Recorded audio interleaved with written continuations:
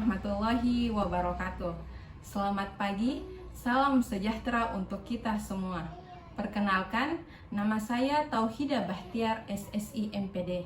Saya merupakan salah seorang dosen tetap di program studi pendidikan biologi Fakultas Keguruan dan Ilmu Pendidikan Institut Turatea Indonesia dengan NIDN 0931059401.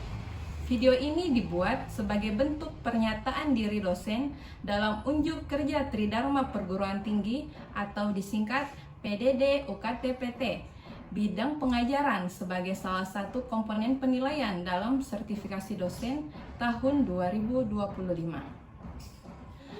Pada kesempatan kali ini, saya akan memaparkan deskripsi singkat salah satu mata kuliah yang saya ampu, yaitu Biologi Laut. Mata kuliah Biologi Laut merupakan mata kuliah wajib pada program studi pendidikan biologi Institut Turatea Indonesia yang dilaksanakan pada semester 2 dengan kode mata kuliah Bio 227 yang berbobot 2 SKS. Mata kuliah Biologi Laut merupakan mata kuliah wajib pada program studi pendidikan biologi. Mata kuliah ini membahas tentang aspek-aspek biologi dan ekologis perairan laut sebagai sumber daya hayati dengan memuat beberapa materi inti, yakni pengantar lingkungan laut, jenis-jenis pantai, mangrove, terumbu karang, serta laut dalam. Adapun capaian pembelajaran mata kuliah ini adalah bertakwa kepada Tuhan Yang Maha Esa dan mampu menunjukkan sikap religius. Kemudian, mahasiswa diharapkan mampu mengkaji implikasi pengembangan atau implementasi ilmu pengetahuan teknologi. Kemudian, setelah mengikuti perkuliahan biologi laut ini, mahasiswa diharapkan dapat memahami prinsip dasar biologi laut, lingkungan laut, jenis-jenis pantai, keanekaragaman organisme laut, ekosistem padang lamun, ekosistem mangrove, ekosistem terumbu karang dan laut dalam, hubungan manusia dan laut, nilai-nilai integrase dalam lingkup keilmuan biologi dan kehidupan sehari-hari. Materi pembelajaran mata kuliah biologi laut adalah yang pertama konsep dasar biologi laut, lingkungan laut, jenis-jenis pantai, keanekaragaman organisme laut, ekosistem padang lamun, ekosistem mangrove, ekosistem terumbu karang, ekosistem laut dalam, hubungan manusia dan laut, serta nilai-nilai integrase dalam lingkungan biologi laut dan kehidupan sehari-hari. Pelaksanaan perkuliahan selama 1 semester terdiri dari 16 kali pertemuan tatap muka, termasuk ujian tengah semester dan ujian akhir semester. Selama perkuliahan, saya menggunakan referensi buku biologi Campbell, buku ekologi laut, serta jurnal terkait dengan biologi laut. Selain referensi tersebut, mahasiswa juga kami anjurkan untuk mencari referensi sebanyak-banyaknya yang berkaitan dengan materi perkuliahan biologi laut. Sehingga dengan semakin banyaknya referensi yang digunakan, akan semakin banyak ilmu yang bisa diperoleh oleh mahasiswa. Teknik yang digunakan dalam perkuliahan ini adalah teknik DIA, yaitu Delivery Interaction Assessment. Untuk pembobotan penilaian yang saya gunakan terdiri dari kehadiran 15%, tugas dan presentasi 20%, keaktifan dan sikap mahasiswa 20%, ujian tengah semester 20%, dan terakhir ujian akhir semester 25%. Selama proses pembelajaran berlangsung, saya menggunakan pendekatan saintifik dengan metode expository, diskusi, dan tanya jawab untuk meningkatkan kolaborasi, interaksi, dan partisipasi mahasiswa dalam pembelajaran saya. Menggunakan metode pembelajaran cooperative learning. Oke, demikianlah penyampaian singkat salah satu dari mata kuliah yang saya ampuh. Kemudian berikut adalah cuplikan video pembelajaran mata kuliah biologi laut pertemuan ke-9 yang membahas tentang ekosistem terumbu karang. selamat menyaksikan. Assalamualaikum warahmatullahi wabarakatuh. Bismillahirrahmanirrahim. Assalamualaikum warahmatullahi wabarakatuh. Waalaikumsalam warahmatullahi wabarakatuh. Bagaimana kabarnya semua? Baik, Bu. Alhamdulillah. Oke, jadi sebelum kita memulai mata kuliah biologi laut pada hari ini, marilah kita bersama-sama berdoa terlebih dahulu. Doa selesai. Oke, sebelum kita masuk ke materi untuk hari ini, terlebih dahulu Ibu absen ya. Aisyah, Andini, Elsa, hadir, Bu. Fitriani, hadir, Bu. Marsha, hadir, Bu.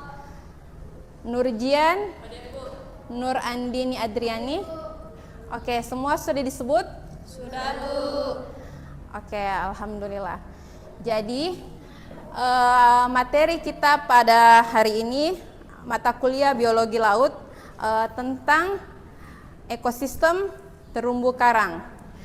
Sebelumnya, adapun CPMK yang pada hari ini yaitu mengetahui dan memahami ekosistem dari terumbu karang, dan sub CPMK yaitu definisi dan karakteristik terumbu karang, faktor-faktor yang mempengaruhi perkembangan terumbu karang, klasifikasi tipe-tipe terumbu karang, kerusakan pada terumbu karang, dan peran dan pembudidayaan terumbu karang. Nah, sebelum kita membahas tentang ekosistem terumbu karang, ada yang ingat materi kita sebelumnya? Ekosistem mangrove. Ada yang bisa mereview kembali tentang ekosistem mangrove? Oke, coba kita. Adapun materi minggu lalu yaitu tentang ekosistem mangrove. Ekosistem mangrove memiliki peran yang sangat penting dalam menjaga keseimbangan lingkungan pesisir. Dan hutan mangrove tidak hanya berfungsi sebagai pelindung alami dari abrasi, gelombang, dan tsunami, tetapi juga menjadi habitat bagi berbagai jenis flora dan fauna. Oke, beri aplaus kepada temannya. Nah, Ibu mereview kembali tentang mata kuliah biologi laut itu sendiri. Jadi, biologi laut atau biologi kelautan oceanografi biologis adalah cabang dari ilmu biologi yang mempelajari ekosistem makhluk hidup di samudra. Kemudian laut menyediakan sumber makanan, obat-obatan, kemudian bahan dasar, dan sebagai tempat rekreasi dan para wisata. Kemudian biologi kelautan mencakup skala yang sangat luas, dari mikro seperti plankton dan fitoplankton, sampai hewan besar seperti paus. Kemudian walaupun laut menutupi 71% permukaan planet bumi karena kedalamannya, laut meliputi sekitar 300 kali volume yang ditinggali oleh manusia itu sendiri. Nah, ini adalah beberapa spesies yang habitatnya di bawah laut. Ini adalah gambaran dari ubur-ubur dan plankton. Untuk mengefisienkan waktu, saya berikan kesempatan kepada kelompok 6 untuk mempresentasikan materi tentang ekosistem terumbu karang. Baiklah, kepada kelompok 6 silahkan dipresentasikan makalah kelompoknya. Baik, terima kasih kepada Ibu dosen telah memberikan kami kesempatan untuk menyampaikan materi kami pada hari ini. Assalamualaikum warahmatullahi wabarakatuh. Waalaikumsalam warahmatullahi wabarakatuh. Selamat siang kepada Ibu dosen dan juga kepada teman-teman. Di kesempatan hari ini kami dari kelompok 6 akan mempresentasikan makalah yang berjudul Ekosistem Terumbu Karang. Sebelum memasuki materi, izinkan kami memperkenalkan diri terlebih dahulu. Perkenalkan, nama saya Andini. Saya hari ini bertugas sebagai moderator, dan di samping saya telah hadir pemateri kita yaitu Siti Sri Marwah. Baik, untuk mempersingkat waktu, saya persilakan kepada Siti Sri Marwa untuk membawakan materinya.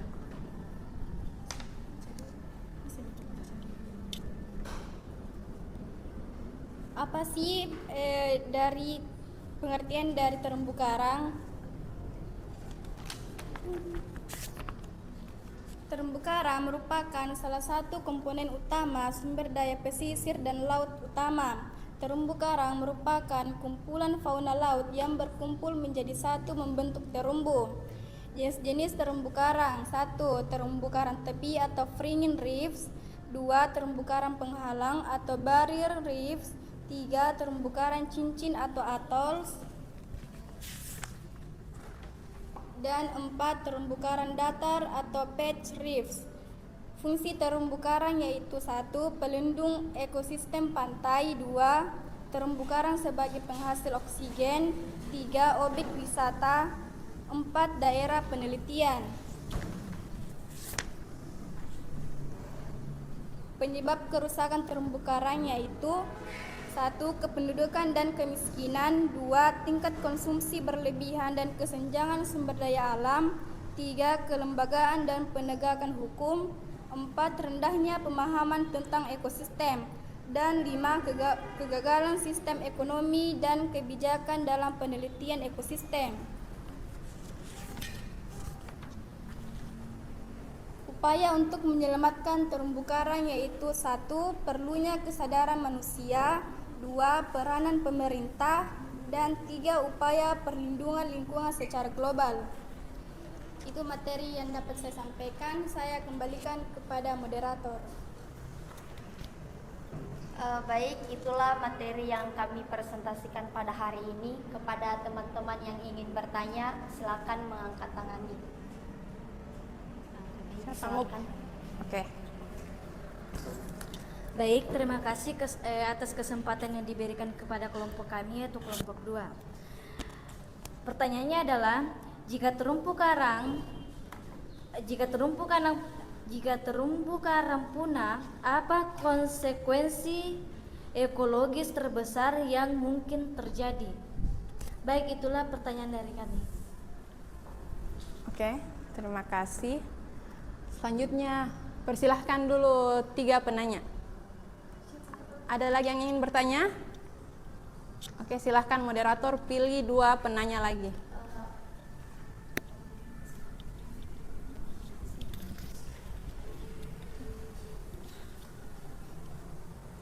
Baik, terima kasih kepada moderator. Saya perwakilan dari kelompok 7 ingin bertanya. Nah, dengan adanya upaya pelestarian, pastinya kita melibatkan masyarakat. Nah, pertanyaan saya, maka bagaimana keterlibatan masyarakat ini dapat memperkuat upaya pelestarian dari terumbu karang? Terima kasih. Oke. 1 orang lagi. Siapa yang ingin bertanya? Oke. Cukup 3 penanya saja ya.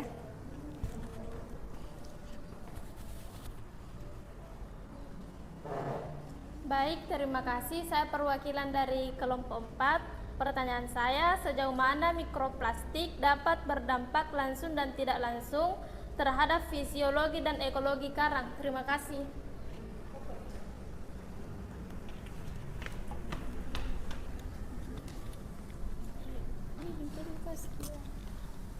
Oke, silahkan kepada pemateri. Baik, saya akan menjawab pertanyaan dari kelompok 2. Yang pertanyaannya yaitu,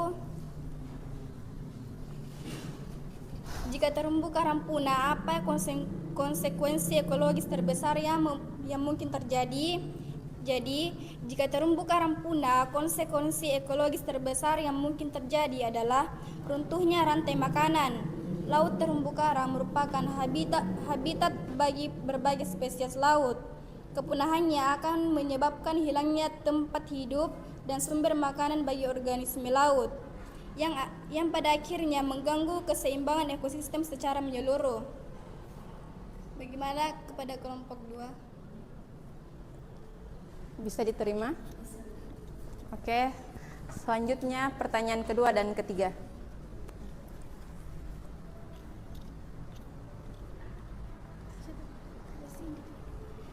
Baik, saya akan menjawab pertanyaan dari kelompok 7, yaitu pertanyaannya, bagaimana keterlibatan masyarakat lokal dapat memperkuat upaya pelestarian terumbu karang? Masyarakat lokal yang dilibatkan dalam pengelolaan sumber daya laut akan lebih peduli dan bertanggung jawab menjaga terumbu karang karena mereka merasakan langsung manfaat dan kerugiannya.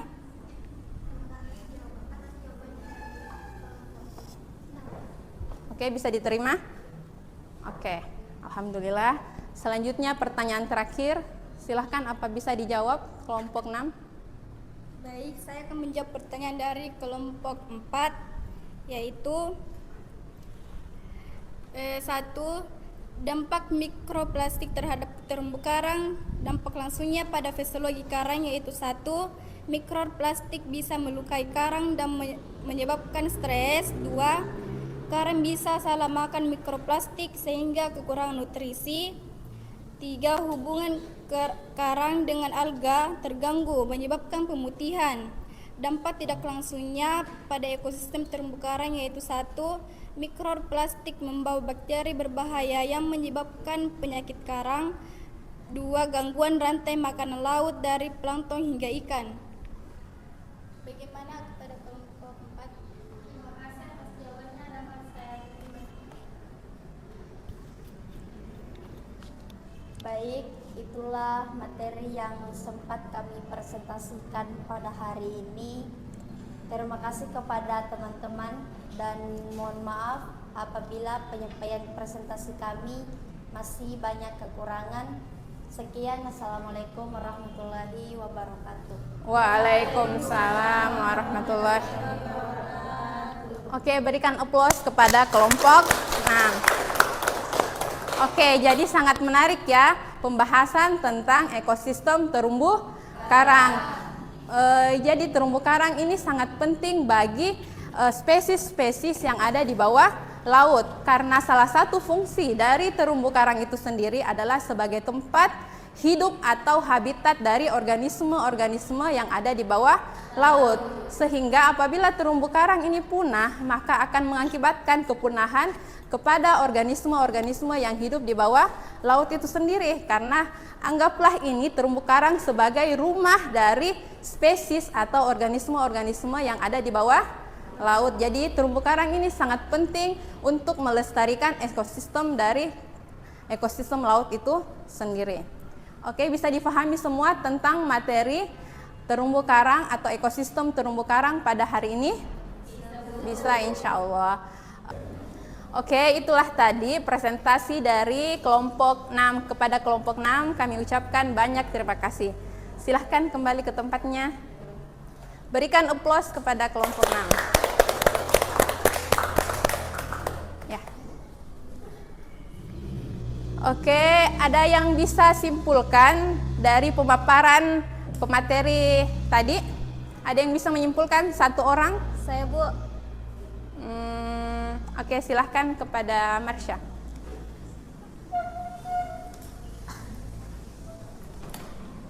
Dapat disimpulkan dari makalah yang telah dipaparkan tadi, yaitu terumbu karang adalah ekosistem laut yang sangat penting karena mendukung keanekaragaman hayati, mendukung pantai, dan memberikan manfaat ekonomi. Namun, ekosistem ini rentan terhadap kerusakan, sehingga perlu dijaga dan dilestarikan secara berkelanjutan. Oke, terima kasih kepada Marsha. Berikan aplaus kepada Marsha. Jadi sedikit review tentang materi yang dipresentasikan tadi tentang ekosistem terumbu karang. Jadi terumbu karang ini sendiri sangatlah penting untuk kelestarian dari biota-biota laut. Kenapa? Karena terumbu karang ini sendiri merupakan tempat hidup dari spesies-spesies yang ada di bawah laut. Sehingga apabila terumbu karang itu sendiri punah, maka otomatis spesies-spesies atau organisme-organisme yang berada di bawah laut akan mengalami kepunahan. Sehingga perlu perlu upaya dari kita semua untuk menjaga kelestarian dari terumbu karang itu sendiri. Sampai di sini bisa dimengerti untuk materi kita pada hari ini tentang ekosistem terumbu karang. Mengerti semua atau masih ada yang ingin dipertanyakan? Oke, alhamdulillah kalau semua sudah mengerti. Dan untuk pertemuan selanjutnya yaitu tentang ekosistem laut dalam. Kepada pemateri untuk dipersiapkan presentasinya, insya Allah kita akan bertemu di pertemuan selanjutnya membahas tentang ekosistem laut dalam. Kurang dan lebihnya mohon dimaafkan. Terima kasih atas kehadirannya semua. Oke, assalamualaikum warahmatullahi wabarakatuh.